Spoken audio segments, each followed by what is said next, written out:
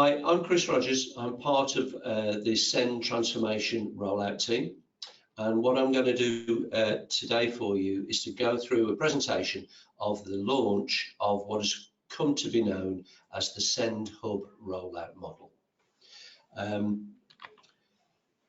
Firstly, if we start really with the vision statement that we're going to hold ourselves accountable to, really, all children and young people with special educational needs and disabilities are able to reach their full potential.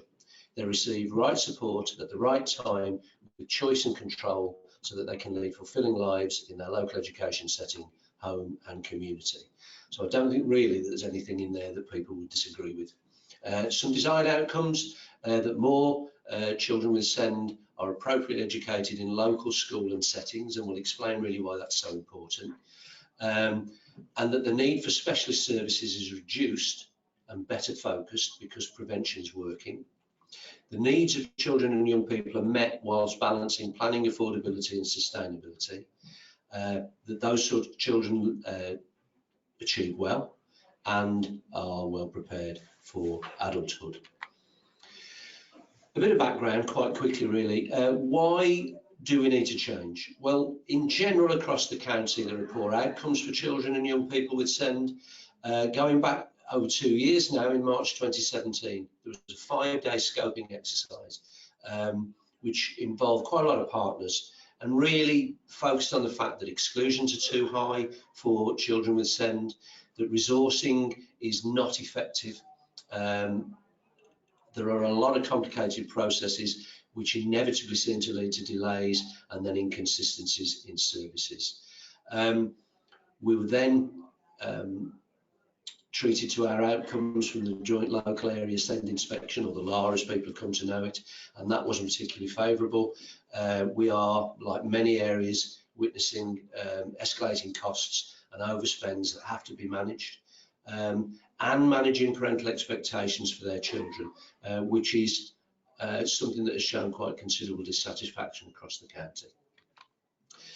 So what we're trying to do is to reduce the reliance on EHCPs in meeting SEND needs, which at times seem to have been viewed as somewhat of a silver bullet really to provide all the answers, when we know actually that they're just a route to the answers and sometimes not the right route. We very much want to increase capacity in schools to support children and young people with SEND, because really I think at the heart of it is the consistency of the provision that schools provide that is an issue to challenge. To continue obviously to reduce the number of exclusions amongst pupils with SEND. We very much want to improve local connections and collaborations and networking between schools and settings and other providers. To remove all the complications and processes as much as we can, which will then help us to avoid a lot of the delays that have been experienced over the years, and critically to encourage partnership working. We believe that that is the answer here, that if we're all working together with the same goal and sharing our experiences, we will become that much more effective. So far, there have been a couple of prototype workings that have gone on to develop the model, the hub model that we're going to talk to you about. One was in Leek and one in South Staffordshire, and both have pursued similar goals, and we'll speak a little bit more about those later on.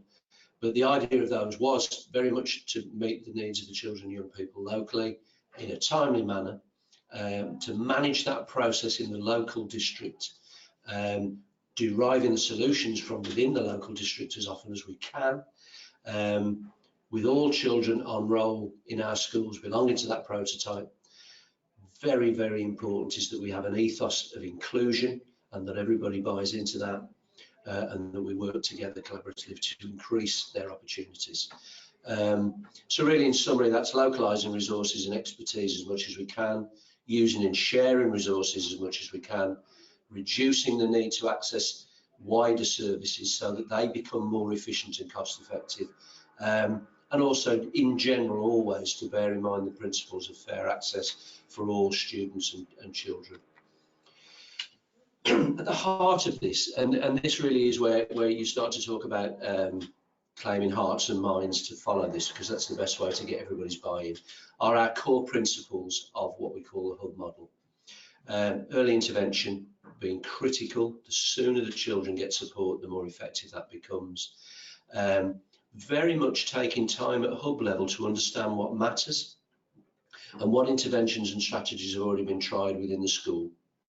We always are focusing on the outcomes of the child, and we're offering together in the hubs peer support and constructive challenge where we will all accept that, and that we're open and honest about what's happening, because we're working in the interest of the children. We all understand that we've got the same needs, the same restrictions in schools, and therefore we shouldn't be worried about being challenged on how we're working. Very much, it's a district focus, not individually school-led. It is a collective, and the term hearts and minds is on there very much for us to realise that that's the sort of way in which we want to achieve mutual support. We want to empower schools to be more able to meet SEND needs and to deliver high quality SEND outcomes in line with the code of practice. A lot of this is about making sure that within schools we've got the capacity, the expertise and the confidence to work with children with special needs before we try to move those issues on. And at the heart of that is the graduated response, and there's been a lot of positive work done to develop that graduated response as a consistent experience for all children across the county. As I mentioned earlier, but we'll keep coming back to, there is an inclusive philosophy about the hub model, which is a non-negotiable. And people do talk a lot about their schools being inclusive, and we genuinely will challenge that to make sure that that is the case. We want to be able to improve transition at the key points of transition, obviously, that students experience across their time in schools, and vitally promote multi-agency working and co-production. Now, the next few slides, do not worry too much about trying to unpick these in terms of the depth of detail on them. They are there to really help you understand what the model looks like structurally. Now, this first slide here shows the link between the local governance in a district such as South Staffordshire, such as Tamworth, wherever it may be, and the governance structure across the county. So on the right-hand side of the slide, there are a lot of groups there mentioned, and it does get a little bit mind-boggling to remember all the links between them. But that is, suffice to say, that that is the structure within which the county interacts with special educational needs. Along the left-hand side, then, you'll see that the district governing body that is linked there, that is the ones where there will be 8 district governing bodies, that is actually the Inclusion and SEND Partnership Board, the ISPB.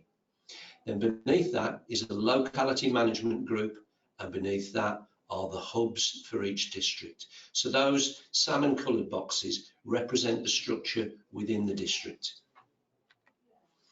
So to focus on those so that you get an idea of what each of those is for. At the top level, the ISPB is the governance body of the local district SEND work. So they are the link between the district and county, and their role really is to monitor and govern the actions of the district with regard to provision of SEND. There are now, have been developed terms of reference for each of these groups, and they will be the best place to look to truly understand the role of this group. But generally, as I say, it's a governing board, and it monitors the work of those who are in the structure beneath. The membership there is a broad indication of what it must include, but it isn't exclusive, and there is still plenty of scope for discussion on who the membership of that board would be. It says that the meeting frequency there is half-termly. It might be actually that that group only meets termly, and that does stress its role as a monitoring and governance body. At the heart of the locality is what's known as the Locality Management Group. Now, it may well be that in your district you'll change that to one that is more specific to your area. In South Staffordshire, it's known as the SIB, which is the South Staffordshire SEND and Inclusion Board. Basically, it's responsible for the leadership and the management of the structure within the district. It leads by being strategic, so it creates a strategic plan, drawing from the outcomes of the hubs, drawing from the data that is provided for the area, and drawing on the experiences of the hubs that are fed into the meetings. Critically, and there's a lot of consideration for this part, it also can cover the functions of the DIPs that currently exist within each area, obviously. Now, that is something for districts to decide how they will manage that. But in South Staffordshire, what we will be doing is gradually subsuming the work of the DIP into the locality management group. Beneath the locality management group is really the core of the work that goes on, and that is the hubs.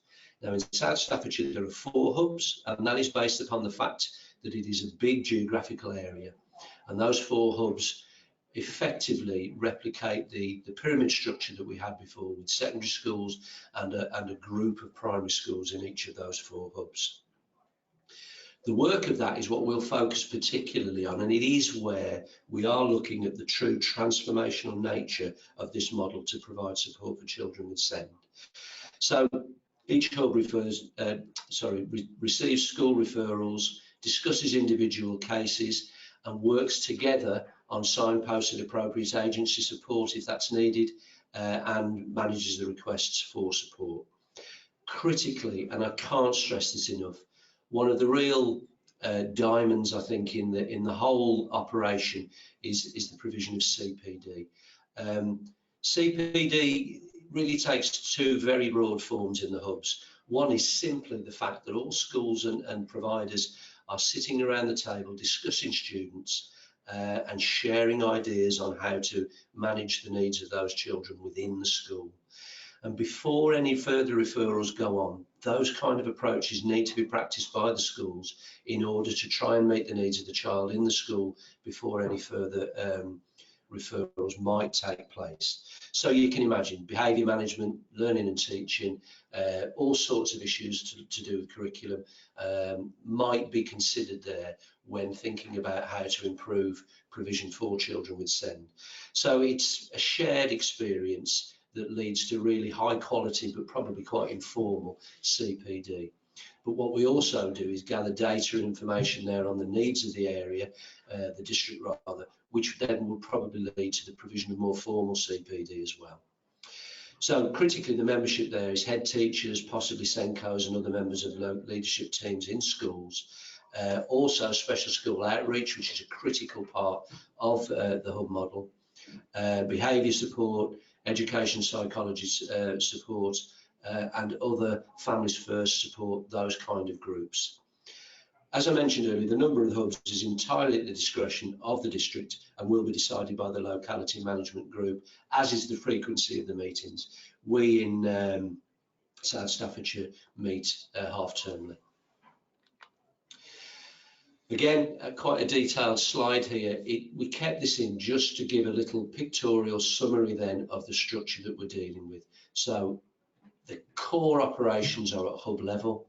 The local management group then leads and manages the work of the SEND provision in the area and is answerable to the governing body, which is the ISPB.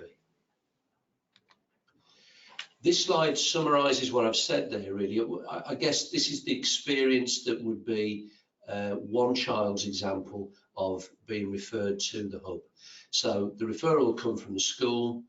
The representative of the school will discuss the areas of concern about the child and the desired outcomes. Then there will be a discussion where really that's the true value of the hub, where we get the suggestions of what could happen. And so far in South Staffordshire, we've found that the vast majority of cases have stayed at hub level because the work that can be done with the children is within the school. Those can be re-referred or their progress reviewed at ensuing meetings over the course of the school year, perhaps, where progress is reviewed towards outcomes and further actions decided. It could be the case with particular cases for children that they need to be referred further up to the locality management group, and that would be what we call an escalation that is then managed by the Locality Management Group. To support the working of the hub, the local authority has worked really hard to provide some outstanding data, and that is gradually coming on board now and will really support this hub model. And so what we will see here is just a simple example of the data dashboard that is being developed and will be rolled out to all schools and districts alongside the hub rollout in general. This will be there to be able to provide reports for your ISPB from the Locality Management Group. It exists at county level, at district level and school level, and so really is going to be contributing to the transformation in the work that we do. So those are just a couple of example slides to show you about that. Finances. Everybody will always ask about the finances, and I think the simple message to start with is that there isn't particularly any new money that is provided for a whole revolutionary new system. This is about making the money that is available for schools, for SEND, work better. And the basic principle of this is we are overspent in the high needs block in Staffordshire, and we're looking at the reasons for that and thinking that perhaps a more efficient system will save money in the long run. So there are two sources of funding, as you know. There's the SEN notional budget of £6,000 per student that each school gets, and there's the high needs block that you can appeal to, if it, as it were, or apply to for extra funding such as AEN funding. Those are still there as the prime providers of finance. As time goes on, it could be that that money is more easily available because of the efficiencies in the new system, and also that districts may well start to think about how they make themselves self-sustainable. One thing I think that's really important here is that the CPD and the combined support and capacity approach that we're talking about should make it a more efficient opportunity to use SEN notional budget in schools, because one of the things that we think is needed there is that there's a more consistent and common understanding of SEN support in order to make sure that that money is spent well, and that ties into an efficient use of the graduated response that we referred to earlier. As each district has the new SEND hub model rolled out to it, there will be support from our little team, the rollout team at Staffordshire. So there's a project team that includes transformational support unit support. We have designed a starter pack for each district that will help with them rolling out. We provide a rollout plan and an audit tool, which is a local area checklist, and we will be with each district every step of the way while they set up. So the next steps for district hub rollout will be that we, in the existing prototypes of Leek and South Staffordshire, further development work will go on through the course of this year, which then will obviously be fed out to the other districts. Over the course of the whole academic year, we'll be engaging with all of the districts. The next one to roll out is Tamworth, and we're in the middle of working with them. In each area, we'll identify key players, if you will, SEND champions, perhaps we call them, who will be the ones who form the local management group to further the work of the rollout in each district.